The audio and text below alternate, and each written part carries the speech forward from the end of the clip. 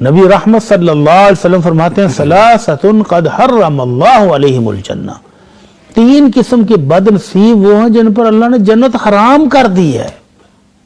اللہ اکبر، جنت حرام ہی ہو جائے۔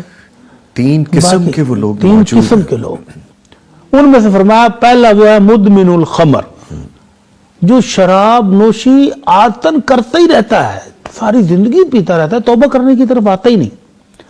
حالانکہ یہ ایسا جرم ہے کہ عام جرم بندہ کرے توبہ کر لے اللہ معاف کر دیتا ہے، پھر توبہ کرے پھر معاف، پھر توبہ کرے پھر معاف، پھر توبہ کرے پھر معاف۔ لیکن یہ جرم ایسا ہے کہ نبی رحمت صلی اللہ علیہ وسلم فرمایا چوتھی دفعہ جب کوئی شراب نوش شراب پی کر توبہ کرتا ہے اللہ اس کی توبہ بھی قبول نہیں کرتے، کہ یہ تو ہٹ درم ہے، ضدی ہے، اللہ اکبر، یہ تو بار بار حرکتیں کر رہا ہے۔ تو فرمایا جس نے ایک گھونٹ دنیا میں شراب کا پیا، قیامت والے دن اللہ اس کو جہنمیوں کے زخموں کی پیپ پلائے گا۔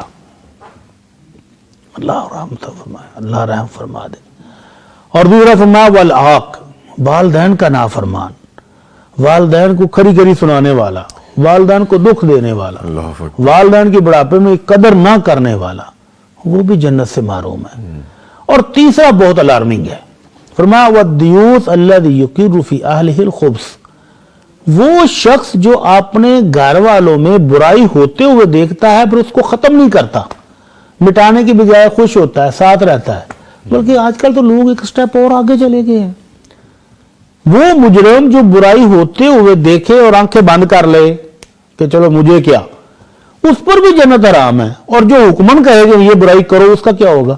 ابھی کچھ دن پہلے مجھے ایک سوال کسی خاتون نے بھیجا کہ اس کا ایک بیٹا بھی ہے اور وہ پردہ کرتی ہیں، اور اس کا شوہر اور اس کی ساس فورس کر رہی ہیں کہ پردہ چھوڑو، گھر سے باہر جاؤ، کسی بھی محفل میں جانا ہے، کسی عزیز و اقارب کے ہاں جانا ہے، یا باہر آؤٹنگ کے لیے جانا ہے، ایون ہوٹلنگ کے لیے جانا ہے، تو میک اپ کر کے فل اور پردے کے بغیر جاؤ۔ بھٹی صاحب یہ کیا سوچ ہے، یہ کیا چیز ہے؟ انا للہ و انا الیہ راجعون۔ اللہ اکبر۔ تو جو شخص برائی کو مٹاتا نہیں ہے اس پر جنت حرام ہے، تو جو برائی کرنے کا باقاعدہ فورس کرے، وہ کہتی ہے کہ اب میرا مسئلہ طلاق تک پہنچ گیا ہے، میری ساس کہہ رہی ہے ہم تمہیں طلاق دے دیں گے، میرا خامد بھی کہہ رہا ہے تمہیں طلاق دے دیں گے، یا پردہ چھوڑو یا پھر گھر میں طلاق لے لو۔